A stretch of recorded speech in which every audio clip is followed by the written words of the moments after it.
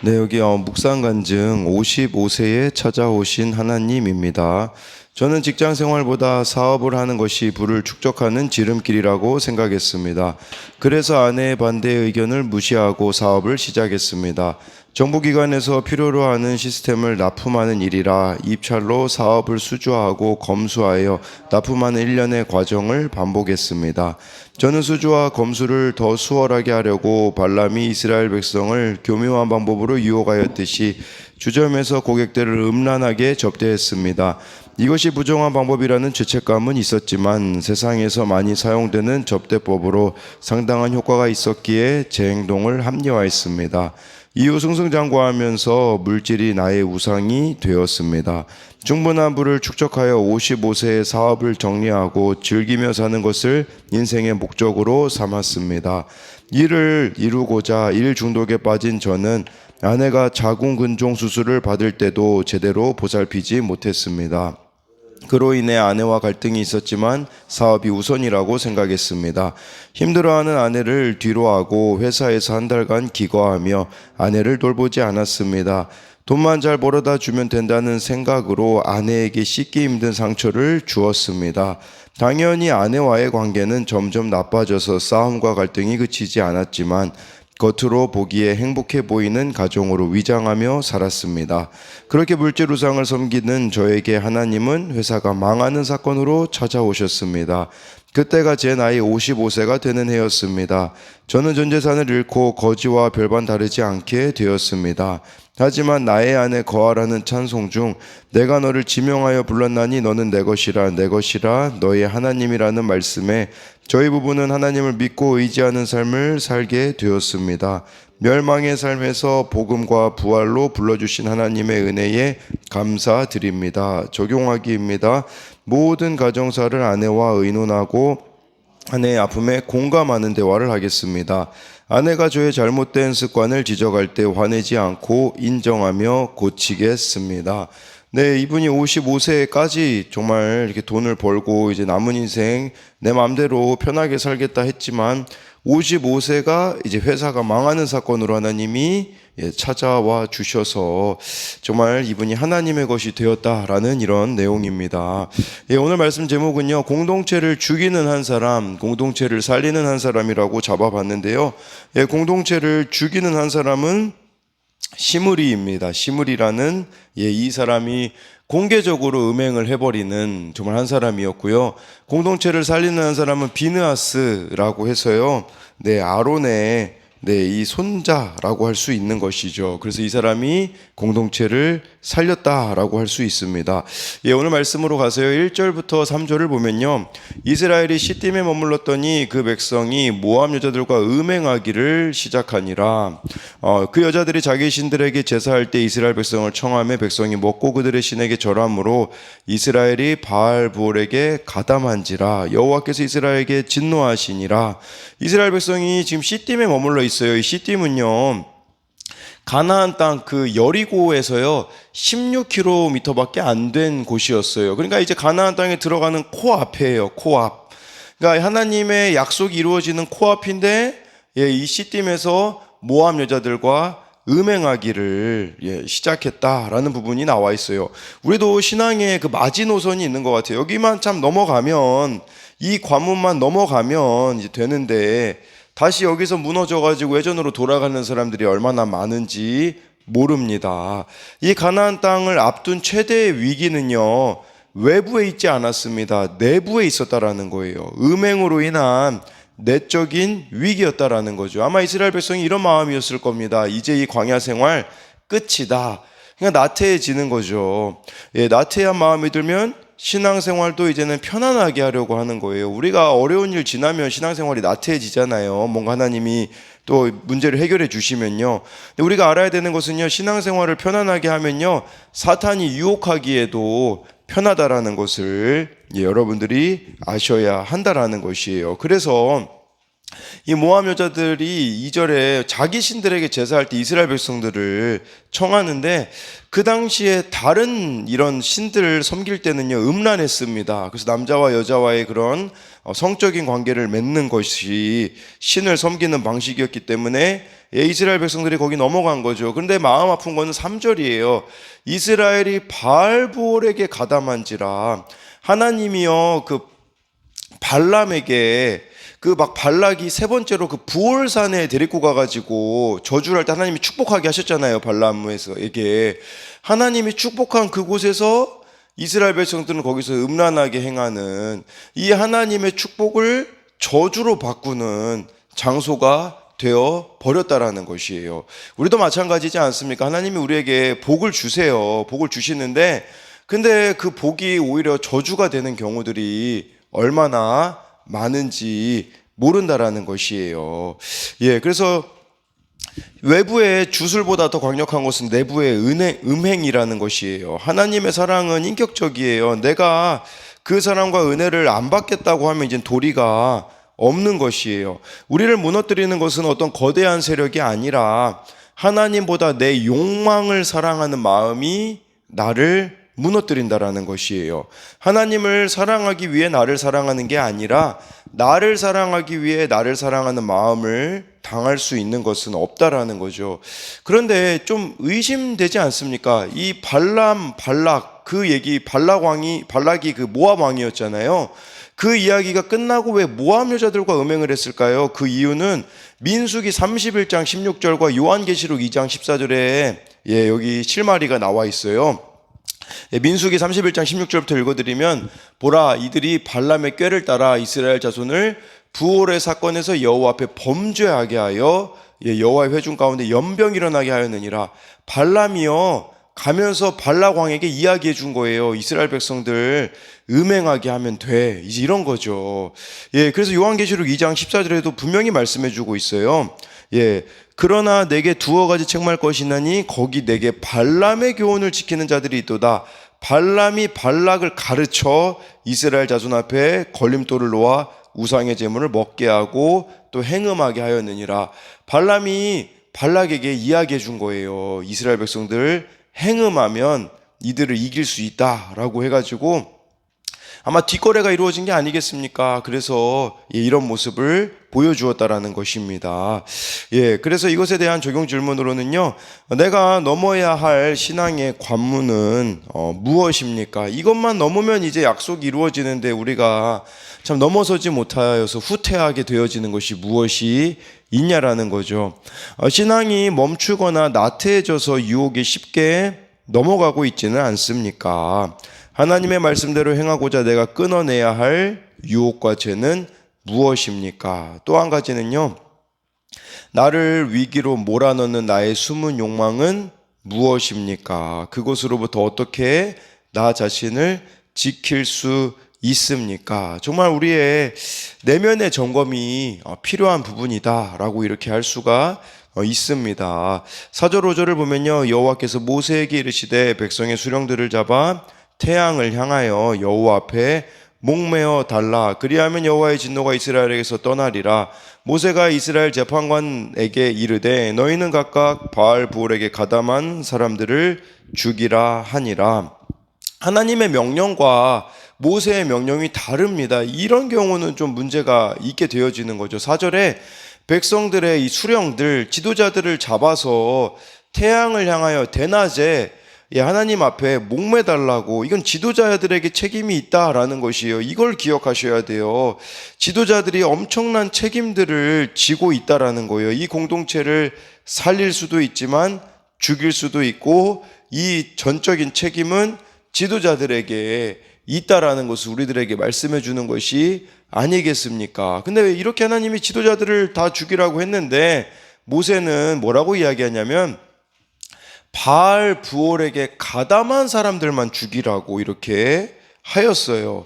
그러니까 하나님의 명령과 모세의 명령이 달랐기 때문에 하나님의 진노가 멈추어지지 않았다라는 것을 이렇게 말해주고 있습니다. 실제로 이대로 안 했기 때문에 그 지도자의 이렇게 자녀였던, 또 이렇게 한 사람이 그 사람이 시므리가 이 음행을 멈추지 않는 모습이 있었던 거예요. 그러니까 하나님은 다 이렇게 명령하신 데는 이유가 있었거든요. 그 이루어지지 않자 하나님의 진노가 멈추지 않았다라는 거예요. 우리가 알아야 되는 것은요, 하나님과 말씀과 다른 방식으로는요, 하나님의 진노를 멈추게 할 수 없습니다. 그래서 이것에 대한 적용은 내가 속한 공동체에서 지도자로서 심판을 초래합니까? 아니면 축복의 통로가 되고 있습니까? 우리가 다 지도자로서의 역할이 있는데 나는 진짜 심판을 초래하고 있는가? 축복의 통로가 되고 있는가? 돌아봐야 되는 거죠. 또 한 가지는요, 내 생각과 판단이 하나님의 말씀보다 앞서서 단호하게 적용하지 못한 것은 무엇입니까? 정말 이렇게 단호하게 적용해야 되는 부분들도 있는데 내 생각대로 이렇게 그냥 쉽게 넘어가려고 하는 게 무엇이 있느냐라는 것이에요. 6절부터 9절에요. 이스라엘 자손의 온 회중이 회막문에서 올 때에 이스라엘 한 사람이 모세와 온 회중의 눈앞에 미디안의 한 여인을 데리고 그의 형제에게로 온지라. 제사장 아론의 손자 엘르아살의 아들 비느하스가 보고 회중 가운데서 일어나 손에 창을 들고 그 이스라엘 남자를 따라 그의 막사에 들어가 이스라엘 남자와 그 여인의 배를 꿰뚫어서 두 사람을 죽이니 연병이 이스라엘 자손에게서 그쳤더라. 그 연병으로 죽은 자가 24,000명이었더라 라고 말씀해주고 있어요.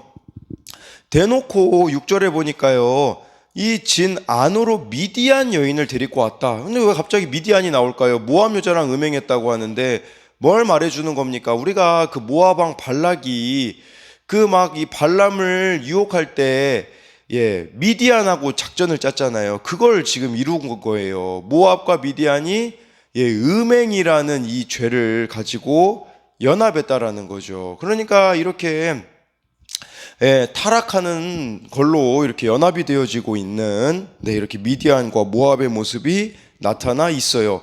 그리고 대놓고 지금 죄를 짓고 있어요. 지금 진 밖에서 음행이 이루어진 거거든요. 근데 회중의 눈앞에 미디안 여인을 어떤 이스라엘 한 사람이 데리고 와서 대놓고서는 음행을 저지르는 거죠. 그래서 7절에 보니까 이 제사장 아론의 손자 엘르아살이 손에 창을 들고 갔어요. 이것은 거룩한 분노를 가졌다라고 볼 수 있어요. 이건 혈기가 아닙니다. 혈기로 이루어지는 게 아니라 정말 이스라엘 진영 안에 죄가 들어오지 못하게 하려는 그런 거룩한 분노를 참지 못하고 행동에 나선 거예요. 그래서 비느하스가 이 두 사람의 배를 꿰뚫어 죽였다라는 것을 음행하고 있는 그대로 죽였다라는 뜻이라고 할 수가 있습니다. 그제서야 연병이 그쳤다라는 것이에요.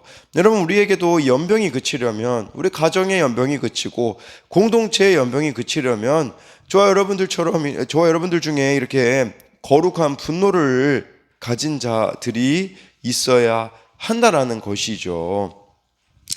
그런데 지금으로서는 우리에겐 이런 방식이 좀 비느하스의 방식이 과격해 보일 수 있겠지만 이제 우리들에게는 그런 방식이 아니라 정말 십자가 지는 방식으로 우리가 이렇게 나아가야 한다라는 것이에요. 그런데요, 지금 이 사건이 어느 사건 앞에 있냐면 민수기 처음 시작할 때 인구조사했잖아요. 두 번째 인구조사 앞에 이 내용이 있어요. 뭘 말해주는 걸까요? 이것은 우리들이요, 마지막까지 이 신앙의 길을 걸어가야 된다라는 거예요. 생명책에 마지막까지 정말 내 이름이 기록되어져야 된다라는 것을 말씀해 주고 있는 것입니다. 그래서 나의 자리에서 죄를 끊어내는 적용이 하나님의 진노를 그치게 하는 방법입니다. 그래서 이것에 대한 적용은 나는 죄를 끊어내려고 합니까? 죄와 적당히 타협하려고 합니까? 나와 이웃의 죄에 대해 얼마나 민감하게 반응합니까? 10절부터 13절까지요. 여호와께서 모세에게 말씀하여 이르시되 제사장 아론의 손자 엘르아살의 아들 비느하스가 내 질투심으로 질투하여 이스라엘 자손 중에서 내 노를 돌이켜서 내 질투심으로 그들을 소멸하지 않게 하였도다.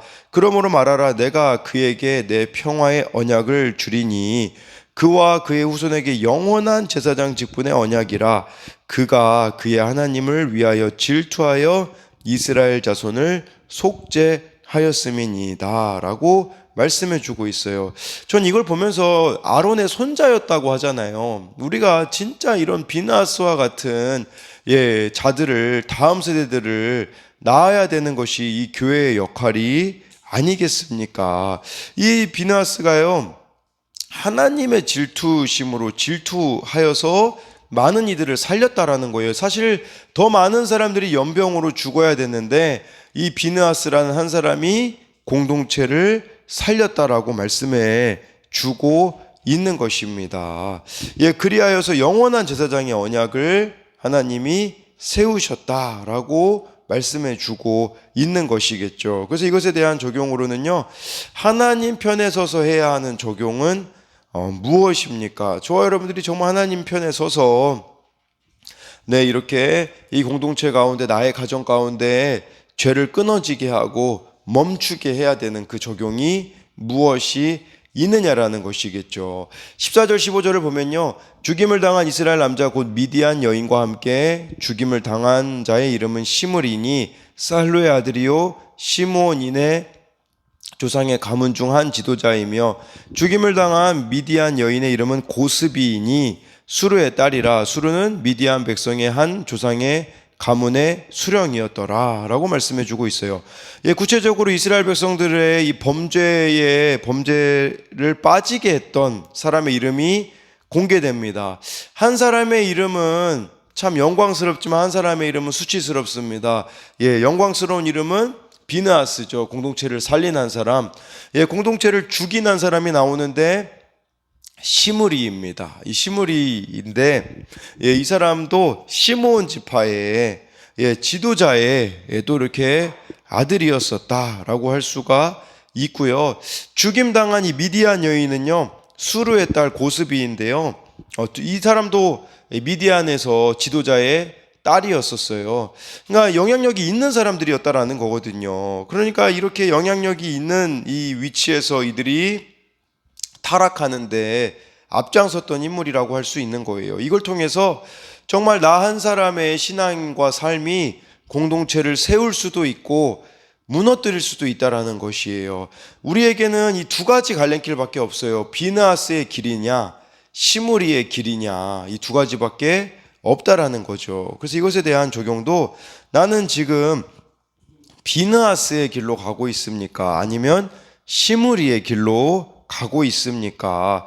어느 쪽을 선택하고 어떻게 하나님께 기억되는 인생이 되고 싶습니까? 정말 하나님 앞에 저와 여러분들이 어떻게 남기를 원하십니까? 16절부터 18절을 이제 마지막으로 보면요, 여호와께서 모세에게 말씀하여 이르시되 미디안인들을 대적하여 그들을 치라.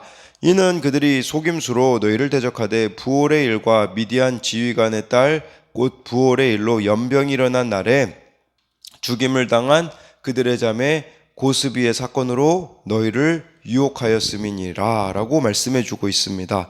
하나님께서는요, 미디안을 치라고 하십니다. 왜냐하면 속임수로 이스라엘을 대적했고 연병으로 이스라엘에게 죽음의 심판이 임하게 한 것에 대한 책임이 있기 때문이라는 것이에요. 이들은 가나안 입성을 코앞에 둔 이스라엘 백성을 다시 불신앙과 멸망의 위기로 몰아넣었기 때문에 이 미디안인들 또한 심판을 받아야 되었음을 말씀해 주고 있습니다. 그래서 마지막으로 이것에 대한 적용으로는 하나님과 나와의 관계를 단절시키는 달콤한 유혹이나 속임수는 무엇입니까?